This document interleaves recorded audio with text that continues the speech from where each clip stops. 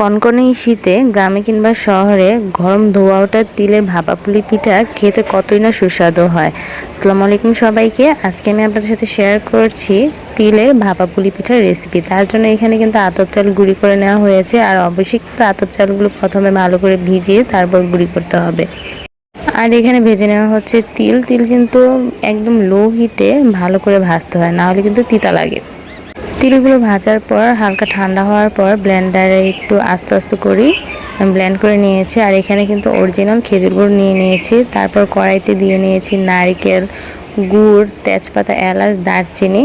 কিছুক্ষণ একসাথে সবগুলো উপকরণ জাল করে তার মধ্যে কিন্তু এই আধো ভাঙা করে নেওয়া তিলগুলো দিয়ে দিচ্ছি। তারপর একটু নেড়ে চেড়ে নামিয়ে নিলেই হয়ে যাবে এই পুলি পিঠার পুর।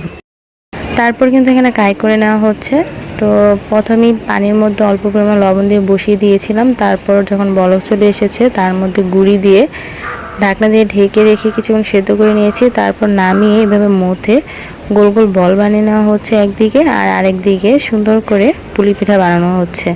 দেখতে কতটা সুন্দর লাগে। গ্রামে কিংবা শহরে এই পুলি পিঠা কিন্তু শীতের একটি অন্যরকম ফিল দেয়। এখানে আমি আপনার সাথে শেয়ার করছি কিভাবে এই পুলি পিঠার ভিতরে পুর ঢুকাতে হয়। তার জন্য কিন্তু এইভাবে প্রথমে গোল বাটির মতো বানিয়ে নিতে হয়। আর এই পিঠাটি কিন্তু বানাচ্ছে আমার শাশুড়ি মা। তিনি খুব সুন্দর করে এই পিঠাগুলো বানাতে পারে, তাই আমি আপনাদের সাথে তার বানানো পিঠাটি শেয়ার করছি।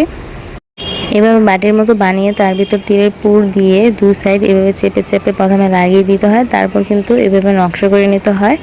আপনারা চাইলে কিন্তু কাঁটা চামচের সাহায্যে নকশাগুলো করে নিতে পারেন। যেভাবে পারেন সেভাবেই নকশাগুলো করে নিতে পারেন। পিঠা বানানোর পর একটি ছাঁকনির ভিতরে পিঠাগুলো দিয়ে তারপর ফুটন্ত গরম পানির উপর বসিয়ে দিলে কিন্তু পিঠাগুলো ভাপে চলে আসবে। তো হয়ে গিয়েছে মজাদার নারকেল দিয়ে তিলের ভাপা পুলি পিঠা।